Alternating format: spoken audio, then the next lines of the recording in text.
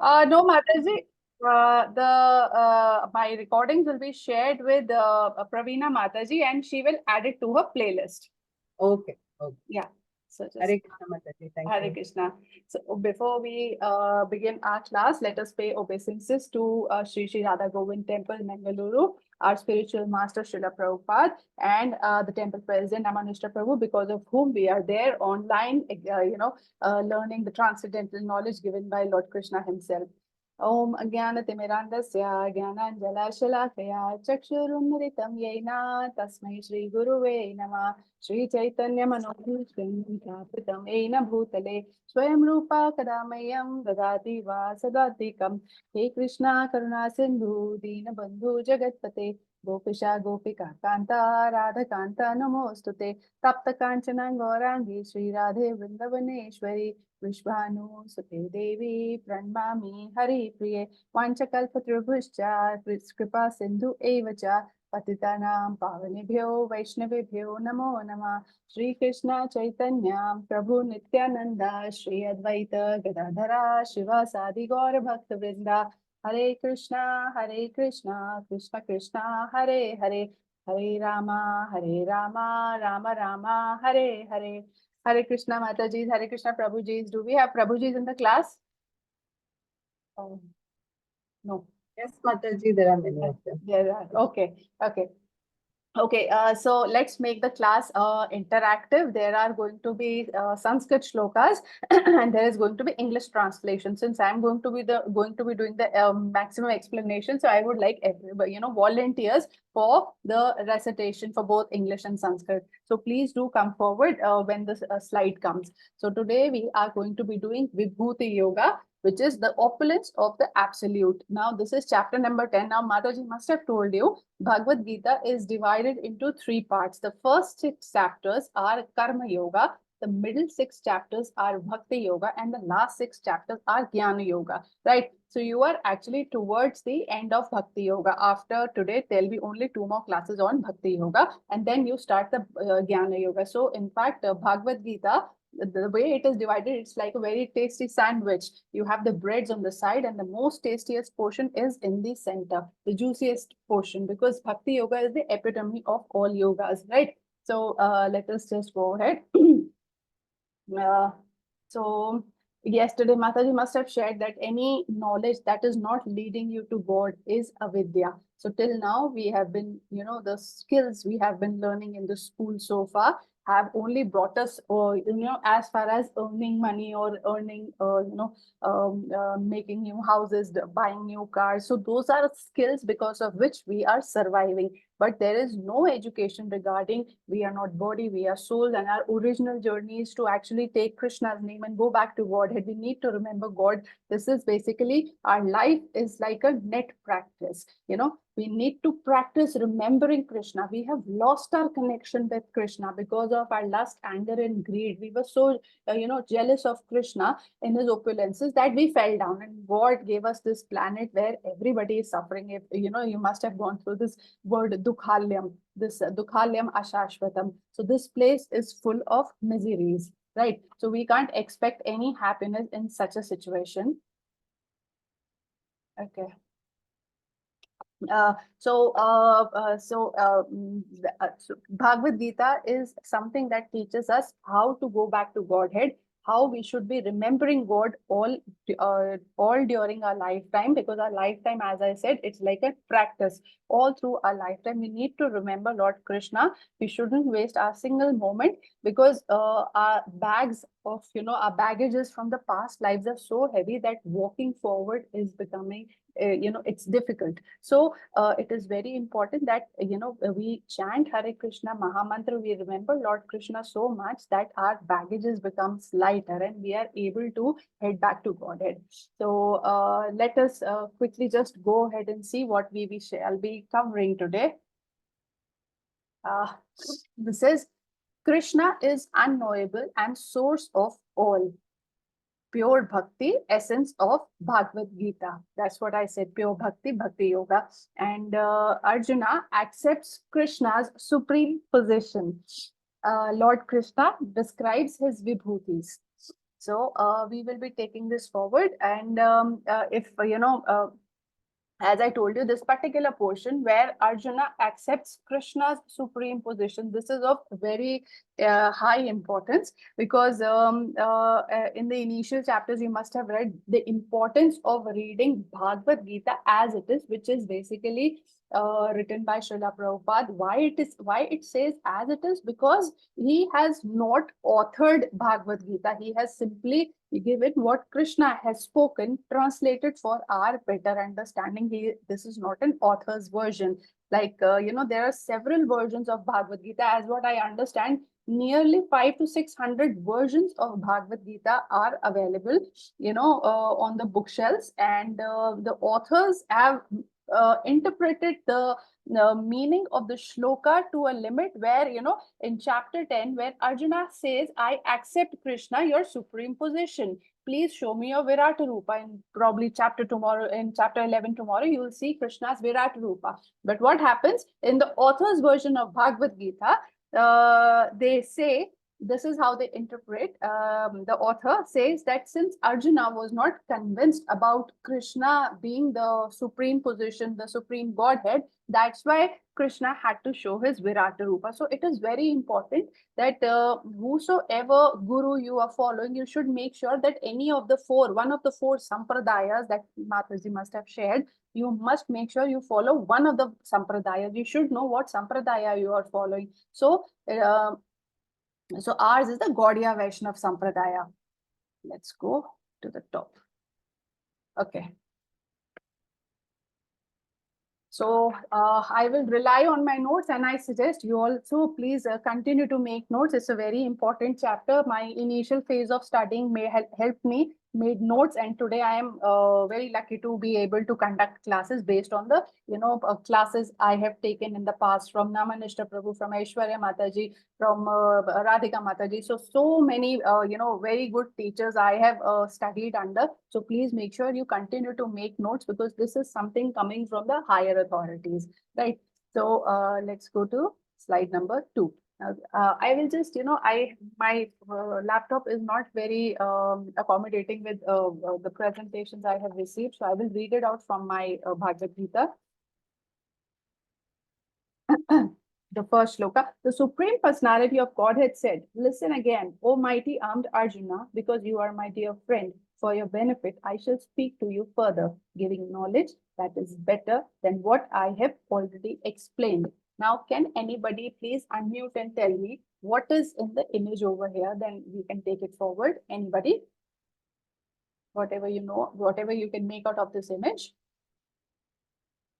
Hare Krishna. Nobody? Okay, never mind. Hare Krishna, Mataji. Yes, Mataji, please. That's Arjuna and Duryodhana waiting for Krishna to wake up, Mataji. Perfect, Mataji. Thank you so much. Now, after I complete the shloka, I will explain to you this entire image that is there on the screen. So when the chapter 9 opened, Arjuna asks, yesterday he again, Arjuna has been asking questions, and he's been in such a heavy dilemma from the beginning. He's been continuously asking questions. In the previous chapter in 9, he asked many questions, and to the continuation to it from chapter 8. But in chapter 10, Krishna starts without any question. Arjuna and Krishna, there's a peculiar silence when they start.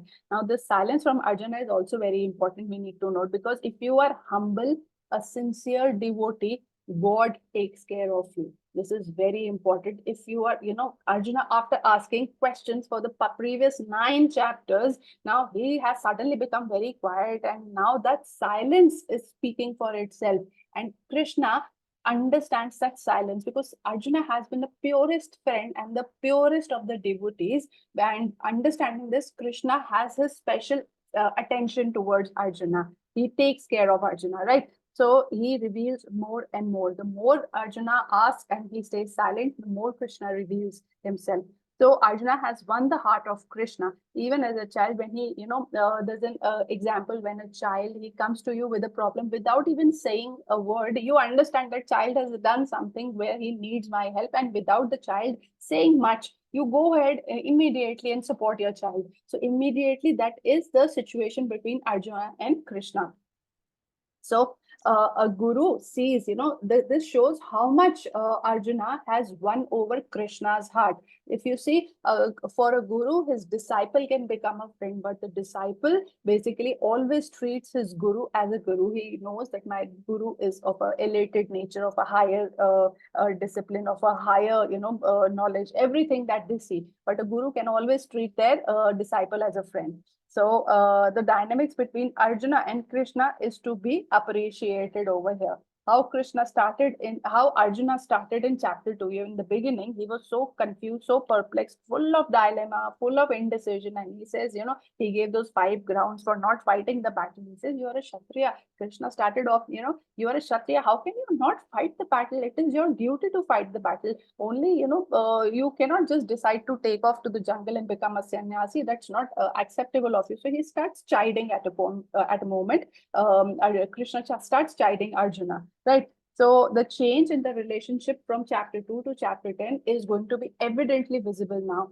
So the story, as Mataji just mentioned, this is Lord Krishna lying down in the center on the couch, and this is Duryodhana sitting on the head side, while this is Krishna who is sitting towards the foot. Right now, what happens? These both brothers had stepped in to request Krishna to support them during this war that is upcoming, the Kurukshetra war. Now, the moment Krishna, now this is again a Krishna Leela, I feel, when the moment Krishna opens his eyes, he won't look back on his head. He opens and he sees Arjuna sitting at his feet. And he says, oh, my dear Arjuna, you have come to see me. And suddenly, Duryodhana gets very angry. He says, no, Krishna, it is I who had come first. Arjuna came later.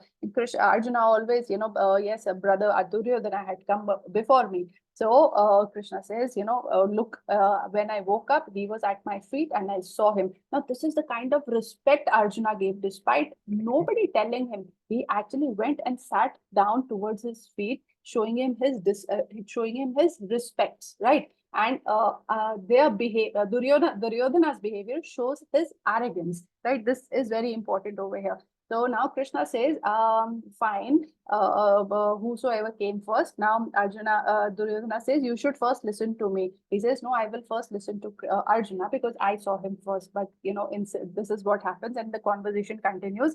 And they said, both of them said that, we have come here to ask for your support during the war. Now, what happens? Krishna says, okay, I heard you. Now you must remember that I am not going to raise a single finger during the war. I will not fight the battle. I will be there if anybody of you wants me, but I will not fight the battle. Now, hearing this, Duryodhana became very quiet, and Arjuna said, okay, since he got the opportunity to speak first, Arjuna said, okay, Krishna, your presence is more than enough for me. I do not need anything else. And Krishna reinstated, Arjuna, are you sure you do not want my army, my Narayani Sena? You do not want my humongous army who is as powerful as I am? And you want only me, and I am not going to be fighting any battle. So he says, no, your presence is more than enough for me. Please come and, be with me during the war.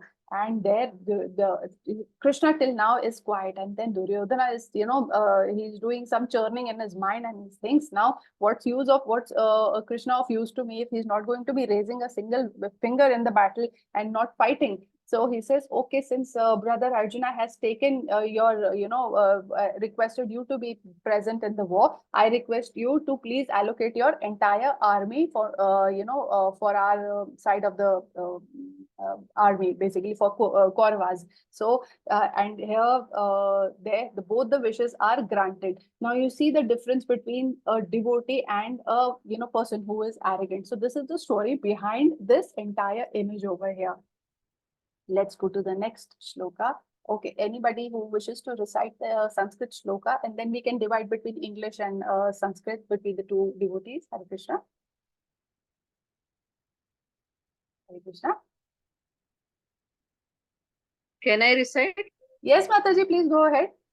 Name vidussuragana prabhavam namaharshayah ahamadirhi devanam maharshinam cha sarvashah.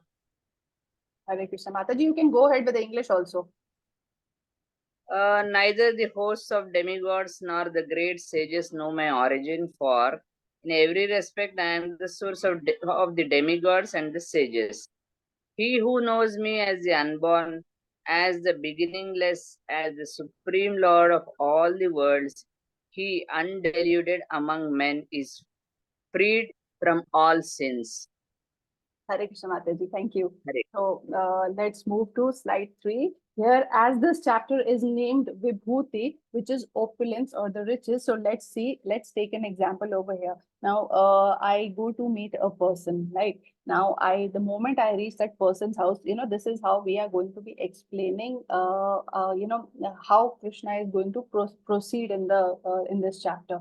I go to the certain person. The moment I reach his house is a humongous palace, right? The moment I enter, I see a fleet of cars. Now I am starting to form images about this person and personality. That person is very rich. The moment I go inside the drawing room, I see all kinds of luxuries and all so many servants serving him. So this is the kind of opulence the image I form about the person even before I meet him. Right now, in Krishna's case, such opulences are required to be shown who do not know him. Like as I told you, I go to meet a certain person. I do not know him, right? But I form an image by seeing his material possessions, his house, his cars, his luxuries in the house, right? So similarly, Krishna's opulences are basically meant for neophytes. Neophytes are required to see such opulences to understand what God is. It is for pure devotees.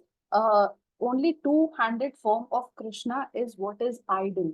They do not look forward to see. A pure devotee never looks forward to seeing Krishna's opulences or Virata Rupa, right?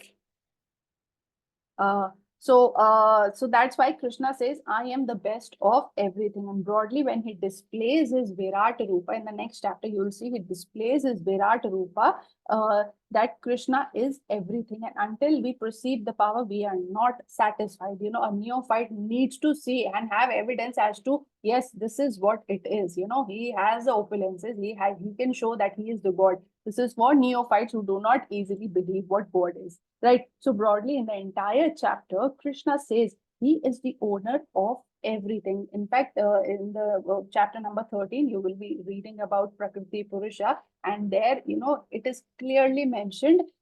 If you think that you have a car and you're enjoying driving, and if you have a house and you have so many servants and you're enjoying the facilities in the house, trust me, it is only Krishna who is the only sole enjoyer in this entire universe.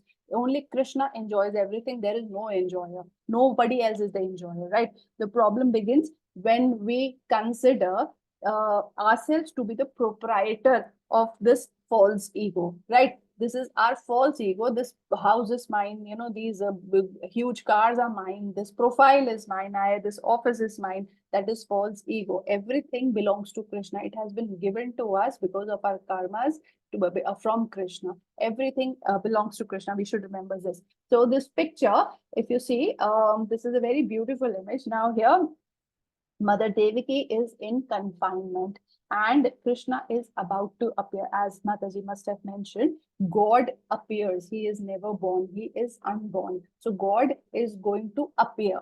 And all the demigods are, they have surrounded the Devaki, in the confinement, giving her, solace, and, they are trying to basically give her kind of mental peace that everything is going to be okay, because her previous 6 children were basically killed by her brother Kamsa, right? So now we have to understand one thing. Why are all the devatas here? It is because Krishna's two-handed form, in which he is in Goloka Vrindavan, and such scene is very rare to behold. Only in Krishna form did Krishna descend on earth in his two-handed form. Only in this form he descended, and this is basically a rare sight even for the demigods to see. So they are all desperately waiting to see the two-handed form of Krishna. Like, we are sitting in a house on a Sunday, on a weekend, like a Sunday, and we are in a comfortable clothing. We are, comfortably moving around in the house. We are not in our office attire or in a, whatever formal attire. We are not, fixed-minded as to I have an agenda today to finish. We are comfortable on a Sunday in our house. We are enjoying our house. Exactly in the same manner, Krishna is there in Goloka Vrindavan in his two-handed form. And that is what exactly is a rare sight even for the demigods. And they have come to console Mata Devaki that everything is going to be okay. They cannot say much more, but Mata Devaki herself knows it is God himself who is going to appear. But her past fears are, basically forcing her to be so tensed. Krishna does not discloses to anyone that he is the supreme personality of Godhead. This we need to see. And in Vrindavan Leela is the best part of Krishna's pastime. Now, if you notice in Vrindavan Leela, Krishna doesn't disclose anybody to, that he is God himself. If you remember, the Govardhan hill he picked up on his little finger as a little boy, and the entire village, entire Vrindavan Vasis, they went and, stood under that Govardhan hill for 7 days and 7 nights, and it was profusely raining. And ultimately, what happened? Nobody, when he went back, everything was okay. And when they went back, nobody was, recognizing him. It was all Krishna Leela. It is, he doesn't, he gave, this is a blessing basically to all the Vrindavan Vasis, that such a kind of association they had with God, that nobody took him seriously, that nobody realized that he is God. This is such a beautiful Krishna Leela, we need to see. He makes them forget he is Lord. This is all God's Leela, right? He displays the universe to the mother, and mother doesn't care. Okay, come on, you better come and have your milk and let's sleep. This is how he is treated in his house. And she chases him with the stick. This entire situation you will not witness in any other, avatar that, Lord descends on earth, like in the form of Rama. You will not see these things. You will see it only in the form of Krishna. When the mother is chasing him with the stick, and she is tying him, with a rope, and then, he is stealing butter from the neighbor's house, while his house himself is so rich with cows and butter and milk and everything, but still he chooses to step out with his friend and steal the butter from the neighbor's house. So such leelas are there only in, in the two-handed form of Krishna that appeared, he came to Vrindavan with the gopis and the gopas. And then he became like a toy in Mother Yashoda's hand, right? She used to treat him like her own son, like, like a baby, her baby. And she doesn't realize it's God himself who is giving her this privilege of being, God's mother. So I'll just quickly give a comparison, like I told you, the comparison between Lord Krishna and Lord Rama. Now, if you remember, if you have seen, or studied Valmiki Ramayana or anything, Lord Rama was Maryada Purushottam Ram. Now, his mother Kaushalya was not running behind him with a stick. She was not tying him with a rope. He was not doing anything that was not correct. And Krishna, on the other hand, did exactly the opposite. He did, he stole butter. He did all the notorious things. In fact, Ram was Maryada Purushottam Ram, and here Krishna was actually abandoning everything related to Maryada. In fact, Rukmini, he eloped with Rukmini to, marry her. And, these kind of things that Krishna did are actually amazing to read and study. So he was always the detached person, and Krishna was not like that. Krishna encouraged the devotion of the people by being intimate. He encouraged, like the gopis, if you see, he encouraged the devotion. They were always thinking about Krishna. They were working, they were doing the karma, but they were always thinking about Krishna. So now there are 4 differences between Narayana and Krishna. Narayana in the Vaikuntha is a very sober version, and one who is in the office, right? Like, you must make note, these are 4 versions, which is Venu Madhuryam, Rupa Madhuryam, Leela Madhuryam, and Bhakto Madhuryam. Now, explanation goes like, Venu Madhuryam is when Krishna plays the flute. This is the only form where he plays the flute. In none other of his, avatars, he does something like this. He is always with a weapon and, fighting the asuras and everything. But here, he is absolutely in a jovial form with only a flute, and that is Venu Madhuryam. And even the universe, the demigods are mesmerized when he plays the flute, because he plays from his heart, and his heart has so much of love for his people and his environment in Krishna's heart. So Krishna plays the flute with his heart. So when Krishna is living in the hearts of all the living entities as a super soul, he says, my dear child, come back to me to Goloka Vrindavan. So this is the kind of indication he is throwing to everybody. So then you have Rupa Madhuryam. Krishna is the most beautiful form over here in his, which is the two-handed form, right? So the form in which he appears in the epic that we just saw in the previous slide is the epic, this Mahabharata, he appeared in the two-handed form, right? And which is considered the most beautiful form of Sri Krishna, right? And so we next move to Leela Madhuryam, where devotees can be most intimate with Krishna, just like he was, with his devotees in Vrindavan. He was playing with them, he was dancing with them, he was swimming with them, and then there were so many activities he did, and in those activities he was also doing his duty, relieving some souls who were stuck, who were asuras, who were who were sent to destroy God. Imagine. So he was conducting his duty the moment he was born. His work started, right? He appeared. His work started. So then we have Bhakto Madhuryam, where the devotees are not like the devotees of other avatars. The devotees get to participate in the pastimes of Krishna. Hence, this privilege is not given to the devotees of other forms of Krishna, right? So these are the four qualities that distinguish Krishna from Vishnu, Narayan. And in 10.3, we have already said Krishna proclaims that he is the source of all demigods, right? They are functioning on Krishna's instructions. Everybody has been given some or the other duty, and they are all for working under Krishna's instructions. And Krishna says, one who knows this knowledge is undeluded among men and free from all sins. Now, understanding Bhagavad Gita in itself is very important, because Krishna says anybody who has understood Bhagavad Gita need not read any other, support or scripture to understand anything. Bhagavad Gita is just more than enough. We need to make sure that we are studying Bhagavad Gita, be it, level 1, be it level 2. If you want to repeat, please do, but try to invest that kind of time in understanding Bhagavad Gita. Here Krishna says, men, undeluded among men, they are all free from all sins who understands Bhagavad Gita, right? And let's go to slide number 4. So sorry with this presentation.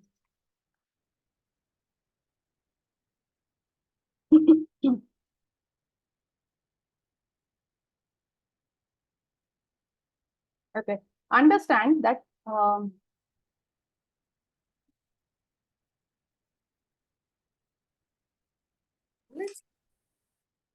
please take care of the mics. The 7 sages, the 7 great sages, and before them the 4 other great sages and Manus come from me, born from my mind, and all the living beings populating the various planets descend from me. Now, there's a lineage we all are following. This is what Krishna is saying.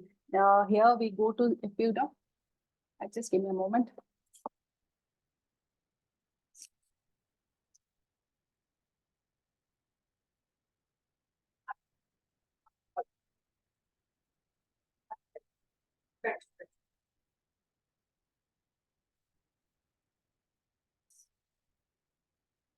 So here it says, if you go into the Gotras, you will be able to trace all of those 7 Prajapatis, right? So prior to being Prajapatis, they were Brahmacharis. They refused to get married, right? So they are the Chatur Kumaras. If you have, if you remember from chapter number 2, the 4 Sampradayas are mentioned. The 4th Sampradaya was 4 Kumara Sampradaya, Chatur Kumara Sampradaya, right? So they are in the following this line. This we studied in first and the second chapters. So this is all about the 7 sages, the Prajapatis and the Kumaras. So Krishna says that all of the living creatures can trace the origin through these 7 Prajapatis and the 4 Kumaras, right? So let's go to slide number 5. Okay.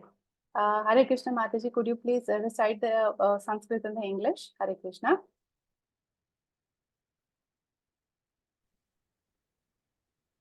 Hare Krishna Mataji, anybody wishes to volunteer?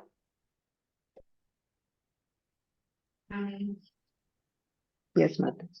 Yes, Mataji. One second. Screen is not. Anybody? One second. Yes. Etan vibhutin yogam cha mama yoveti tatvatah so vikalpane yogena yujyate natra samshayah. Okay. Mataji, you can continue with the English also. Yes. My screen is giving me little trouble. Not a problem. 1 minute.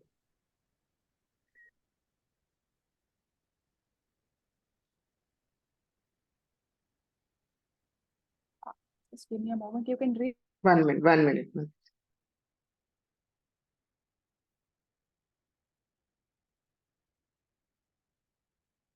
No, Mataji, please ask somebody else to read. I'm not getting it.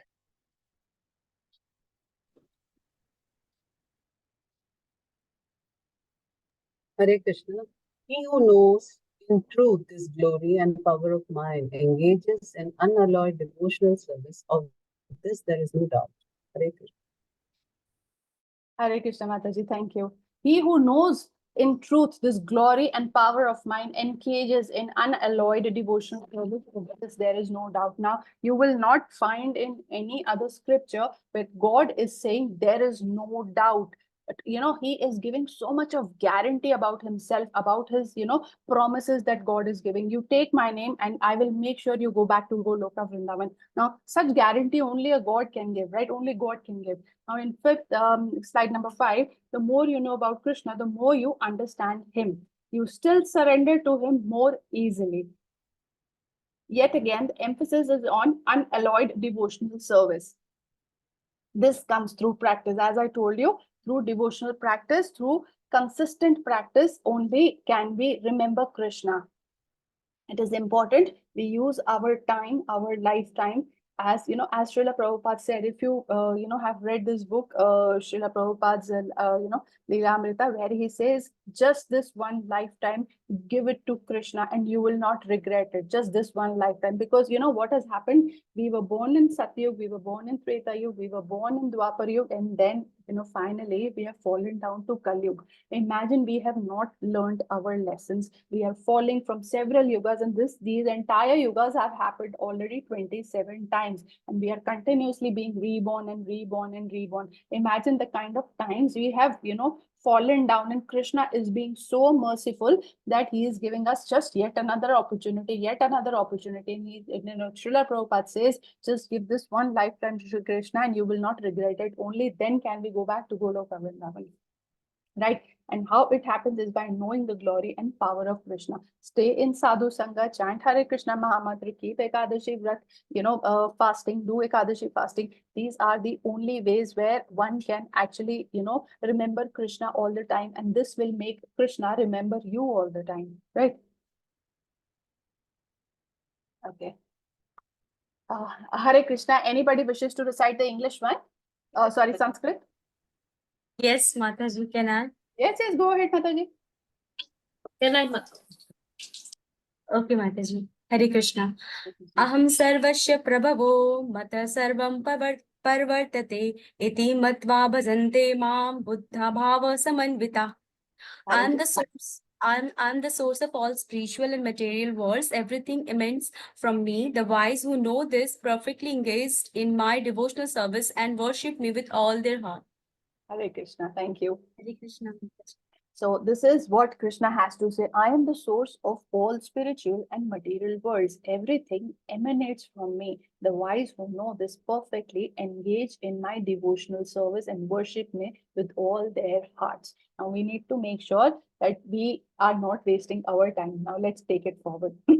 So as I mentioned to you, Chatur Shloki from now 10.8 to 10.11, these are called Chatur Shloki, which are basically the essence of Bhagavad Gita. If you understand these 4 shlokas, this is the actual essence of Bhagavad Gita, right? So when you appear for your quiz or your Bhagavad Gita exams after the your level is over, this, remember, Chatur Shloki question will always come. This is such a question that is the essence of Bhagavad Gita. So please remember, make a note. 10.8 to 10.11 is Chatur Shloki. This is the essence of Bhagavad Gita, and we need to make sure that we continuously practice to remember it and implement it in our lives.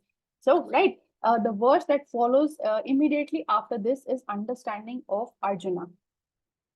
So we should understand that Krishna is the source and origin of everything. So Krishna declares this in this verse in 10.8.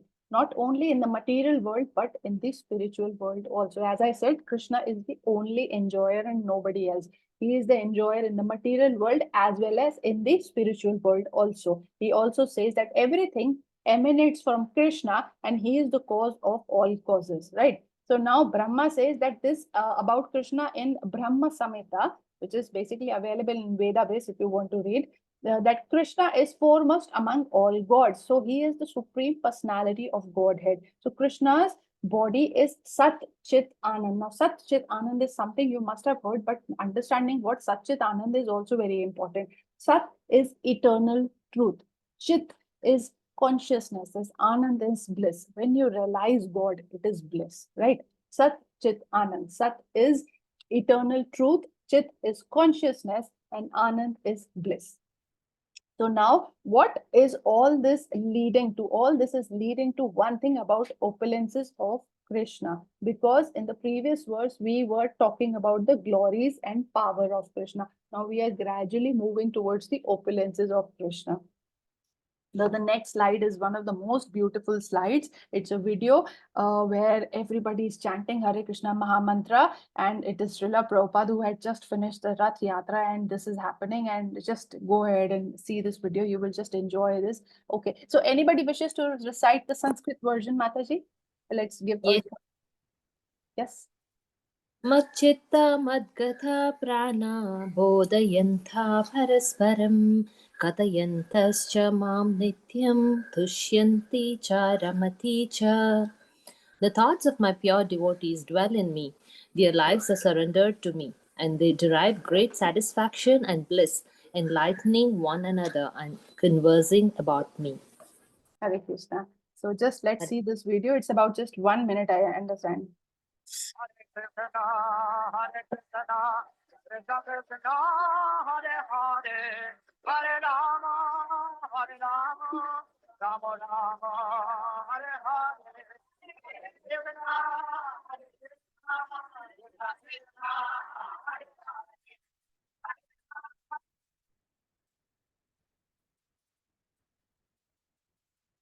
Hare Hare Krishna, Hare Krishna, Krishna Krishna, Hare Hare, Hare Rama, Hare Rama, Rama Rama, Hare Hare. Krishna, Hare Krishna, Krishna Krishna,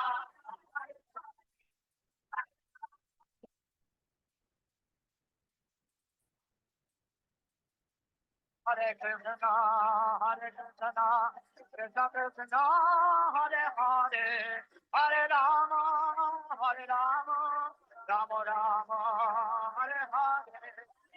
Krishna, Hare Krishna, Krishna Krishna,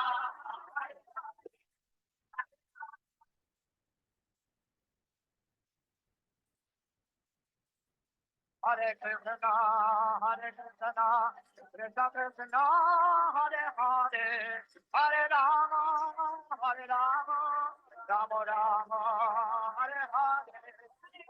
Krishna, Hare Krishna, Krishna Krishna, Hare Hare.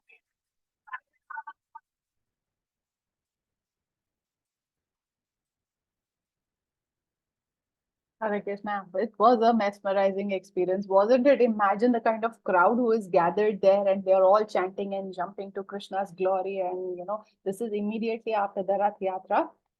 So the duty to serve Krishna is much higher than any other, secondary, tertiary duty that has been forced upon us by our society. So always remember, it is first Krishna. We should sacrifice our, karmas to Krishna. Whatever duty we are performing first, sacrifice it to Krishna, because then it becomes bondage free, it becomes sin free, and then we can move ahead lightly. Because as it is, I told you, we've moved over from 27 yogas, we have landed here, and we are just continuing to go in circles, and we are not still learning the lesson. So in this verse, Krishna is saying that the devotees do. Now the devotees derive great satisfaction and bliss, enlightening one another and speaking about Krishna. Now, if there is this Chitra Mataji, it's her birthday today, and everybody in the class, oh Chitra Mataji, happy birthday! It was very nice knowing you, nice talking to you. You have such nice voice. You have such beautiful hair. Your eyes are so nice and big. Now we are talking everything about Chitra Mataji. Don't you think Chitra Mataji would be so happy? Oh God, this is a beautiful day today. My birthday is just more than happy. I'm more than happy to be, it's my birthday today. So exactly, when we start talking about Krishna all the time, he is God himself.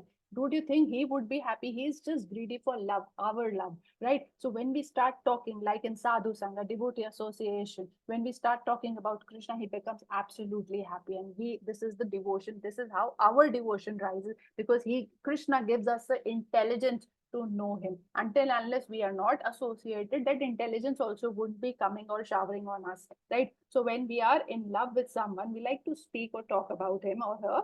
So, you are in the right path when you can think of Krishna and speak about him.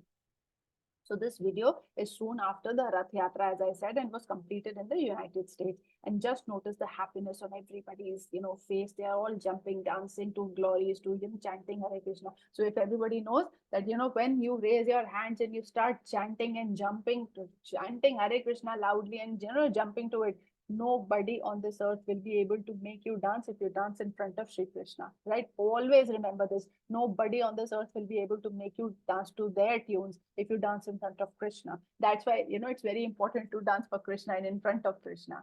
So let's move forward. So this is Hare Krishna 10.10. Mataji, any volunteers? Any Prabhuji, any volunteers?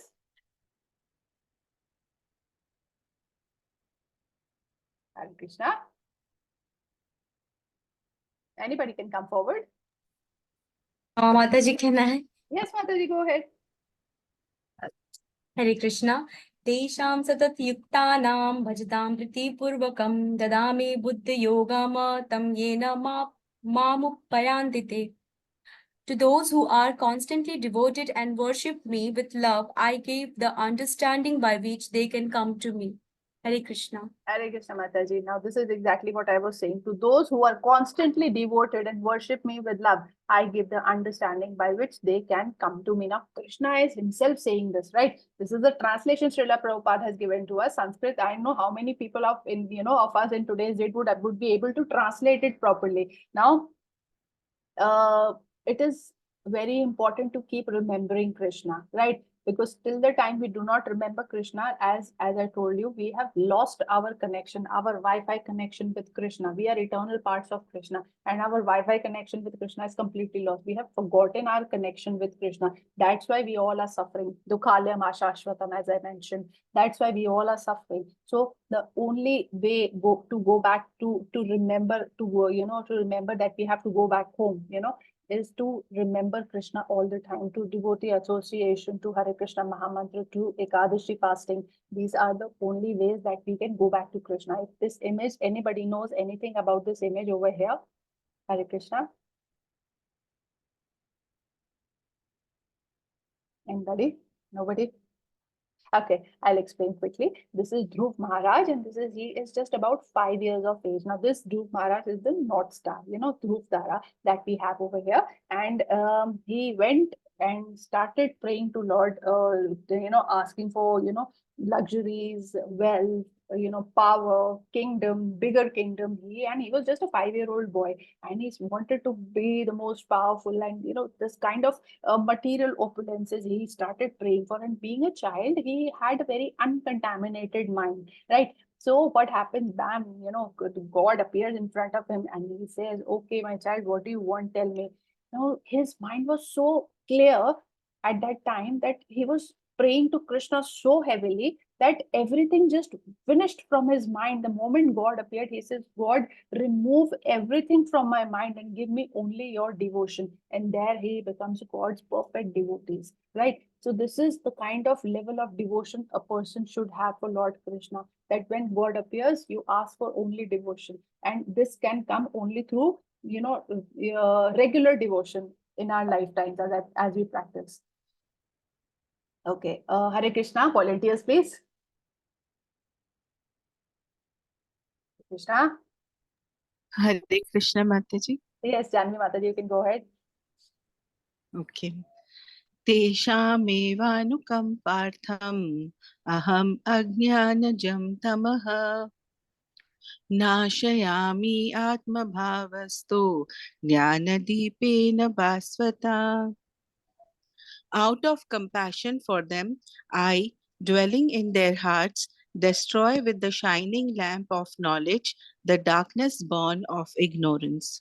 Hare Krishna. Mataji, thank you. Now, this is a very important line. The last line of Sanskrit shloka, if you see, Jnana Deepena Bhasvata, which basically interprets to shining lamp of knowledge, the darkness born of ignorance. Now, in Kali Yuga, we are all, basically ignorant. We do not have the smarans, powers. We do not have absorption powers. We do not have concentration powers.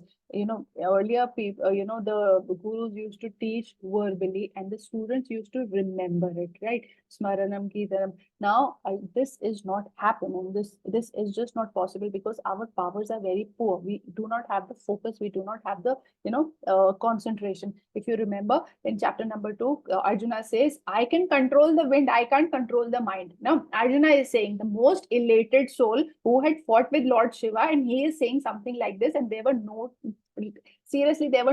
distractions those days. They did not have Netflix. They did not have internet. They did not have any, cars or, let me go out for a drive. I'm not feeling good. So they did not have those kind of distractions, and that kind of soul elated, Arjuna, he says, I can control the wind. I can't control my mind. Now here we need to control our minds by putting ourselves into the right association, by reading the right scriptures, by thinking right, by talking right, by focusing our, realigning our focus on Shri Krishna. And that is how our ignorance will be burnt. So let us take this forward. So Krishna again confirms that he is the super soul and dwelling in our hearts. Krishna is in our hearts, if you know, 8 inches, and he is there in the form of Chaturbhuj Krishna, right? Chaturbhuj form. He is dwelling in each of our hearts. Krishna resides in the heart area of the living entity, right? So what does Krishna do sitting in the hearts of all the living entities? He destroys the darkness. So light is knowledge and darkness is ignorance. So Krishna gives you the knowledge which is bright and drives out the darkness. And what is the darkness that is being driven out? The darkness is the unwillingness to surrender. It is very important that as humans, we are very stubborn. We do not easily surrender to something that is good for us. Right. So material possessions keep us so occupied. Okay, it's a weekend. Let me just go and sit in my room and watch some TV and just relax. And tomorrow I'll restart my day on the different note. Now, this is what we call not surrendering. We can easily utilize that time chanting about Krishna, talking about Krishna, reading about Krishna. There are so many avenues. In today's date, technology is practically everywhere. We can travel with technology, we can talk with technology, we can think with technology. It is so embedded in our culture, in our system, in this yuga. Technology is something that we can utilize. So this is what we call sadhu sangha.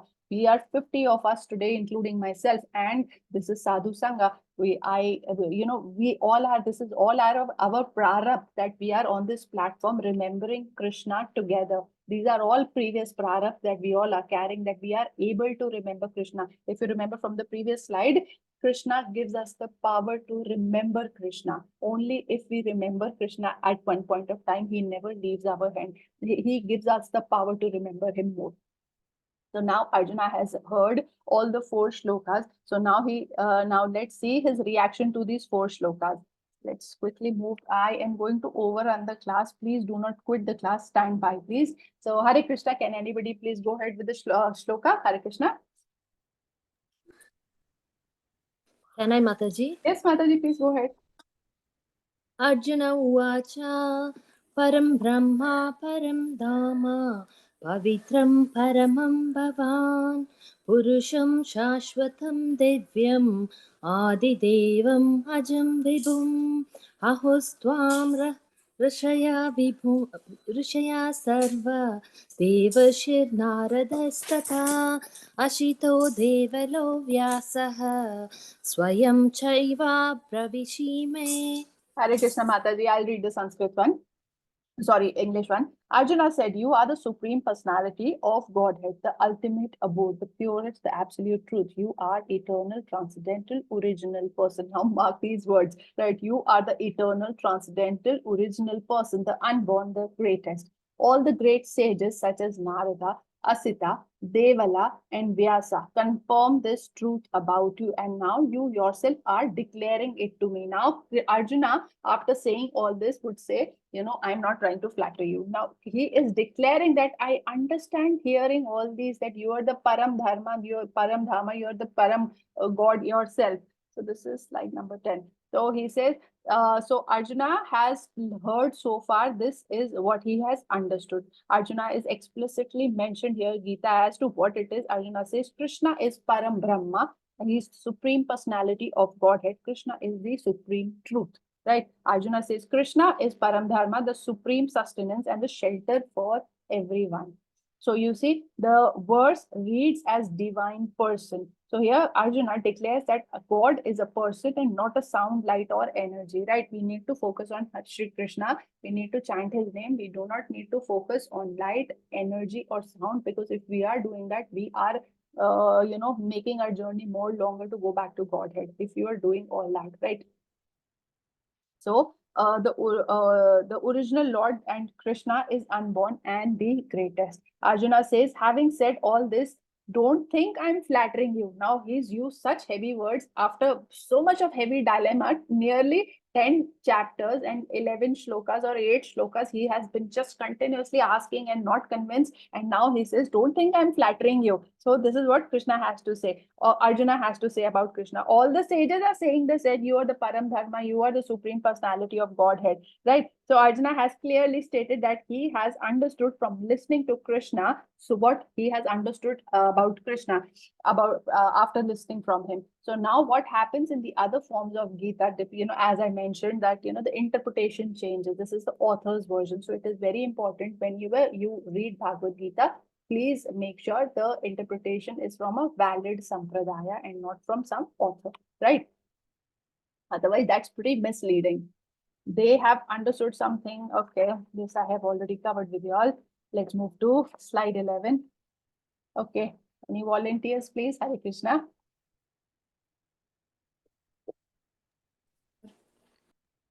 Shall I read again, Mataji? Yes, Mataji, please go ahead. Yeah.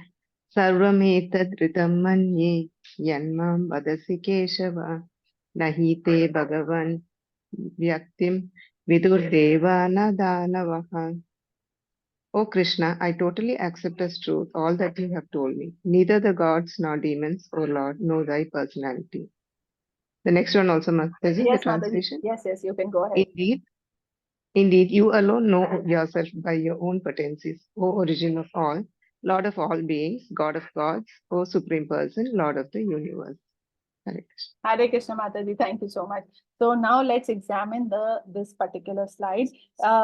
Remember in chapter 1, Arjuna has 5 grounds for not fighting the battle, right? So then Krishna takes up the duty of explaining that why he should fight the battle. Those 5 grounds are irrelevant, right? He will ultimately, enjoy the kingdom. And if at all he loses the battle, he will enjoy the heavens. So chapter 10, Arjuna clearly tells that he has understood, accepted totally that Krishna has said what Krishna has said and is convinced to fight the battle. You should remember 10.14, 10.15. Arjuna is absolutely convinced and he wants to now fight the battle, right? So this is how Arjuna accepts Krishna's explanation. Srila Prabhupada says, you have to be in this mood to listen to Bhagavad Gita. Now, from chapter 1 to chapter 10, it was basically, if you know, Bhagavad Gita is basically a song sung between 30 minutes in the middle of the battlefield by Krishna to Arjuna. Within 30 minutes, this was done, and we are doing it in so many days, and we are taking so much of time to understand. It took me also so much of time to understand. So, and this was done. So that's why I say Arjuna was a very elated soul. 30 minutes, and he was ready to fight the battle. So, and we need to be in the, why Bhagavad Gita was spoken to Arjuna was basically for the benefit of the people in Kali Yuga, for us, right? Because our, we are low on everything, as I told you, on concentration, on absorption, or our intelligence is low. Nothing is as, the parameters are absolutely of poor level. So this is for our benefit. Krishna left one book for our knowledge to upgrade ourselves so that we can learn about Krishna and go back to Godhead. So we can begin our journey, restart our journey, which is something that we have forgotten for so many, many lives, right? So we need to be in the mood of Arjuna to understand what Krishna is saying. Whenever we don't need to go to God or, to the God's altar, whenever we are in a dilemma, a state of dilemma, we need to remember Krishna all the time. Because if you are remembering Krishna, just keep this very perfect note with yourself. If you're always remembering Krishna, the problems will never eradicate, but they will stop bothering you. You will focus only on solution with help of Shri Krishna. This is what the difference will become, right? The problems will not go away anywhere. If anybody tells you take Krishna's name and the problems will eradicate, they will not go anywhere. They will be there, but they will stop troubling you. You will not be troubled by those problems. You will find solution and move ahead, right? So this is the word of Lord. So you have to accept it as the truth. Okay. How should I meditate on you? In what various forms are you to be contemplated, O blessed Lord? Tell me again in detail, O Janardana, of your mighty potencies and glories, for I never tire of hearing your ambrosial words. Now, Arjuna is, again, as I mentioned, is an elated soul, and he's enjoying Krishna. Whatever he says, I never tire of hearing your ambrosial words. Now he's always wanting to hear about Krishna, talk about Krishna, think about Krishna. This is the kind of devotion we should have, right? It comes only through a lot of practice, right?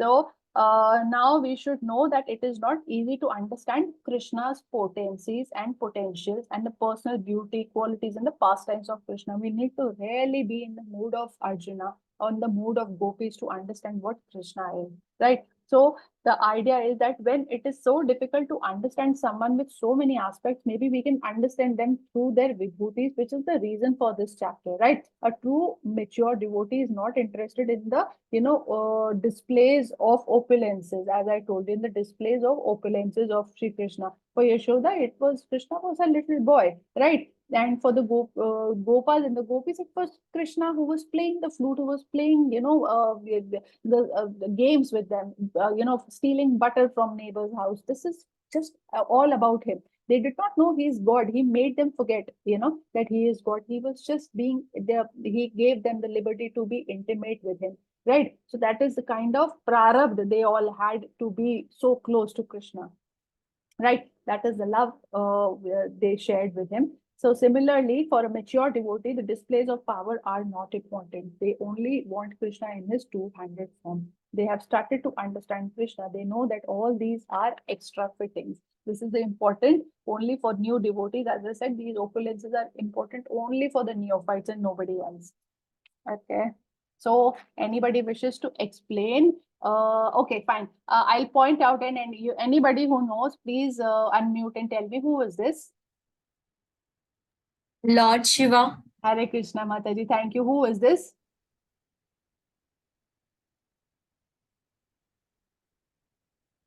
Okay, mind my pronunciation. It is Uchai Shrivas. This is the horse name. It's Uchai Shrivas. Okay, this is Kapila Muni. Okay, anybody knows this elephant? Eravat. Yeah, Perfect. Eravat. And who is this? Indra.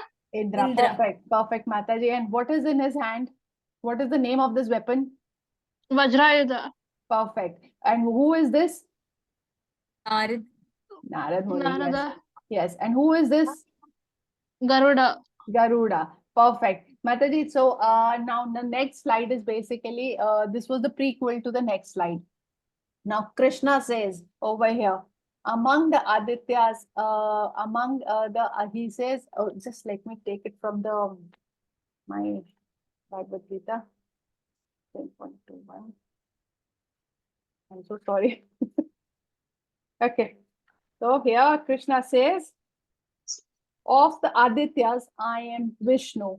Of lights, I am radiant sun. Of the Maruts, I am Marichi. And of the stars, I am the moon. Now, this is an explanation of Krishna's opulences. What is he? He is the Adityas among Vishnu, the light among sun, the Maruts among Marichi, the stars among moon, the Vedas among Sama, the demigods among Indra, the senses among mind, living beings among the life force, right? The Rudras among Shiva, Yakshas and Rakshasas among Kuvera, priests among Brahaspati, bodies of water among oceans, sages among Brigu. So this is the kind of opulences Krishna is talking about himself. You go to the next slide, and again Krishna is telling about him. Among the men, I am the monarch. Among the weapons, I am Vajra. Right? Among the cows, I am Surabhi. Surabhi came out through the churning of the ocean, right? In the most pious of the cows. And among the procreators, I am the Kandarpa, the Cupid. And then the serpents, I am Vasuki. So everything is Krishna. Everything starts from him and finishes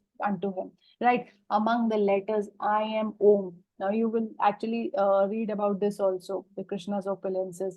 So this is what Krishna is telling about himself. Let me just shift there. Among the women, I am fame, fortune, speech, memory, intelligence, faithfulness, and patience. Among hymns, I am Britsama. Among poetry, I am Gayatri. Now let's go to the end. Among the wise, I am the wisdom. So Krishna is infinite. You just cannot conclude Krishna in 3 slides, in 4 slides. You just cannot conclude him. He is everything. He is everywhere. He is everything. Everything starts from him. Everything finishes to him. But from him. Okay. 10.39. Furthermore, O Arjuna, I am the generating seed of all existences. There is no being moving or non-unmoving that can exist without me. O mighty conqueror of enemies, there is no end to my divine manifestations. What I have spoken to you is but a mere indication of my infinite opulences. Now, Krishna himself is saying, this is just, these 3 slides I'm talking to you about, these are just a mere indication of my infinite, opulences. Okay, so Krishna is the absolute truth. Krishna says he is the generating seed of all existences. All existence exists because of absolute truth. And Krishna has declared that in the previous chapter that he is not subject to anything, no modes of nature, nothing comes, above Krishna. Krishna is controlling everything. Like, I gave you the example, not in this class, but in my previous class I had given, and the Prime Minister of India is not bound by the general laws. He is above all the general laws, right? So the general laws are basically for all of us. So when everything is Krishna, what's the point of making the list, right? Hare Krishna, anybody wishes to recite?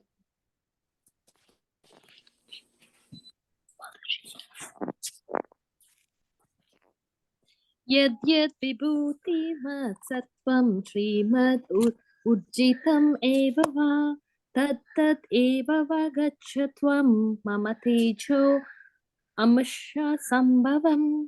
Know that all beautiful, glorious, and mighty creations spring from but a spark of my splendor. Hare Krishna Mataji, thank you. So we are just nearly the end of this chapter. So please do not leave the class. Just stay by another 5-7 minutes more. So these are all examples of what Krishna is in the material world, because we need something to relate to, right? We need something to relate to. This is what Krishna shows himself as to us in the material world. So unless we get that tangible form to understand, it's difficult when you are starting out. Krishna says his vibhutis, his opulences are unlimited. You cannot just conclude them in few slides or few, lines of conversation. So seeing this picture, can anybody tell me what is this picture about? Who gets the darshan of Shri Krishna like this? Anybody?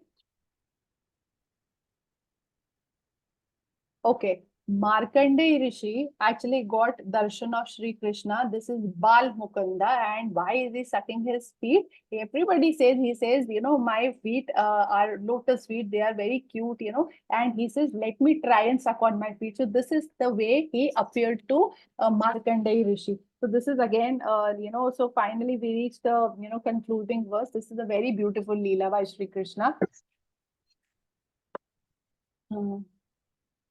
So here, okay, last slide. Anybody wishes to take over?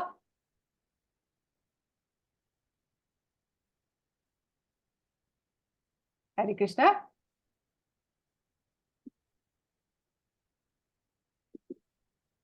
Okay. So, but what need is there, Arjuna, for all this detailed knowledge? With a single fragment of myself, I pervade and support this entire universe. Krishna says, all this is unnecessary knowledge. He says, a single fragment of Krishna is sufficient to pervade the support this entire universe. You see, in the picture over here appear the form of Krishna appears in the hearts of all living souls. As a super soul, he is residing in each and every living being. So anybody who is able to see such a form, basically who sees Krishna in everybody, is called Pandita Samadarshana. You must have studied in the previous chapters. So with the Shankha, Chakra, Padma and Gada, this is the Kshirodakshayi Vishnu, the super soul, right? So this is where we finally conclude the chapter. So it says basically Krishna is everything, starts from him, finishes on him, right? So Hare Krishna. So the platform is open for Q&A related to this chapter. May I help anybody with any questions? Hare Krishna.